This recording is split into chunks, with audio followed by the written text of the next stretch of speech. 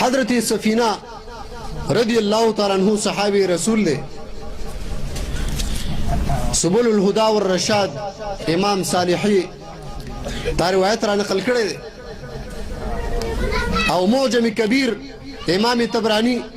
پا 1650 نمبر صفحہ کی دا حدیث را نقل کرے دے حضرت سفینہ رضی اللہ تعالیٰ عنہ مبارک فرمائی رکیبت البحر دریاب کی پا کشتی کی سورما فن کسرت سفینتی زد پا کم کشتی کی چیزو منو آغا کشتی ماتا شو نو په یو تخته باندې ته زه کېناستم هغه تختې زه غاړې ته یوړم غاړې ته ګورم یو منظرې ولاړ دی شرمخ ولاړ هغه د چا لحاظ نه کوي غیر ذوی العقول دی مبارک فرمایي یو طرف ته دریاب دی او بل طرف ته منظرې دی سوچ مې وکړو او بیا مې دا یو خبره ذهن ته راله چې راشه دی زناور ته د هغه چا وسیله ورکړه او د هغه چا نوم ورته یاد کا چې هغه په خپله باندې فرمایي چې ما په دنیا کې هر یو څیز پیژني نو نن دې سیستم هغه ذات یاد کا نو هغه منظرې ته دی ورته فرمایي وایي چې خبردار یا ابوالحارث انا مولا رسول الله زه ګورې د رسول الله غلام یم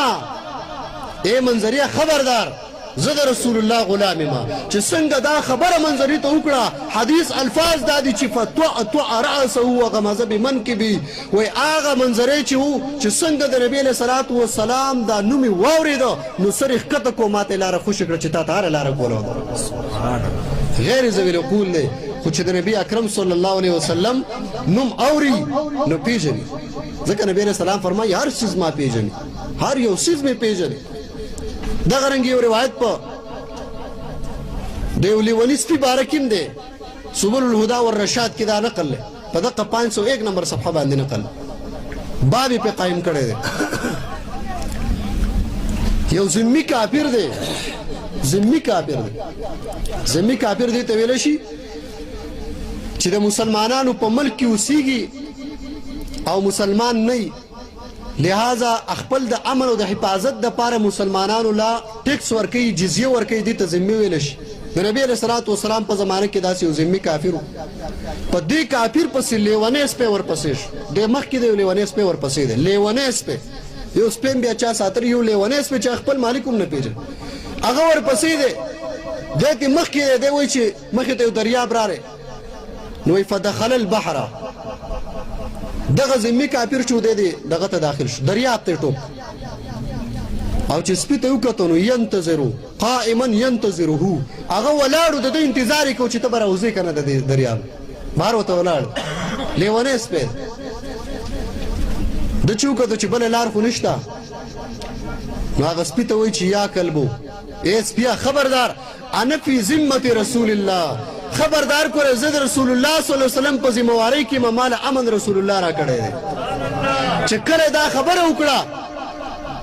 نو هغه سپي ورته لاره خوشې کړه چې تا له رسول الله حفاظت درکړی دی د دنیا یو څیز هم نشته چې تا ته نقصان ورسوي تا ته هره لاره کولاوه مشکات المصابیح صفحه نمبر 540 کې هم دا روایت موجود دی راوی د حدیث حضرت یعلا بن مرة الثقفی رضی الله تعالی عنہ دی دی مبارک فرمائی نحن مع رسول الله صلی الله علیه وسلم مونږ د نبی اکرم صلی الله علیه وسلم سره په یو سفر کې فنزلنا یو ځای ته ورسېدو فنام النبي صلی الله علیه وسلم نبی اکرم صلی الله علیه وسلم آرام فرما شو اوده شو نبی اکرم صلی الله علیه وسلم اوده شو خبرو ته توجه کوئ زه یو څو خبرې کوم بس یو 2-3 منټه اخلم یو حدیث بل عرض کوم بیا بس کوم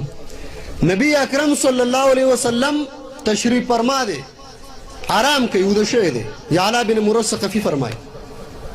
دغه صحابي فرمایي چې زه یخوم او ما کاته چې یوه ونه د هغه ځای نه وړقېده دا زیلې د ځانه وویستې وراغله نبی اکرم صلی الله علیه وسلم خواته تر دې پورې حتی غشیت شو چې نبی اکرم صلی الله علیه وسلم باندې داسې ورپټه شو نبی علیه السلام یې پټ کو داسې ښکته شو او بیا دا ونه لاړه او په خپل ځای باندې ودرېده صحابي فرمایي چې زه یخ یم او دا منظر وینم چې دې کې نبی اکرم صلی الله علیه وسلم کله را بیدار شو ما تې تپوس وکړو چې یو ونه وه د هغه ځای نه راغله او دلته کې تاسو ته ورښکته شو بیا واپس لاړه په ځای باندې ودرېده چې دا څه واقعه وه هسې زموږ د عقل څه وایي او د انسان سوچ او فکر څه وایي دا وایي چې په کار خو داسې وه چې نبی اکرم صلی الله علیه وسلم د دغه عربي نه د دغه یعلا بن مرث ثقفي نه تپوس کړی وی چې زه خو اوده ومه او ته یخ وې لهذا دا قصه ته ماته وکړه چې دا ونه ولې راغلې وه او څه کار یې کوو بیا څنګه لاړه ته وکړه خو نه د صحابي عقیده ده چې زمونږ دا یخې سترګې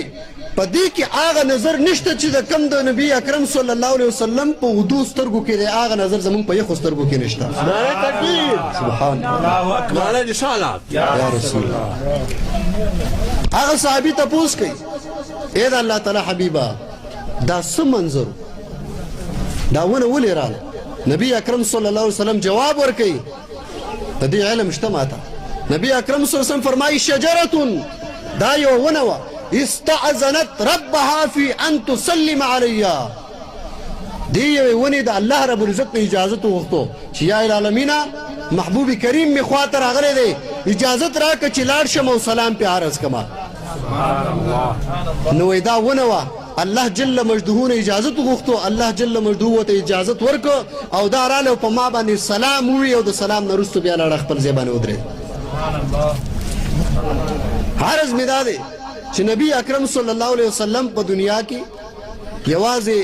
یو انسان یوازې یو نوع ته نه بلکې الله جل مجدهو فرمایي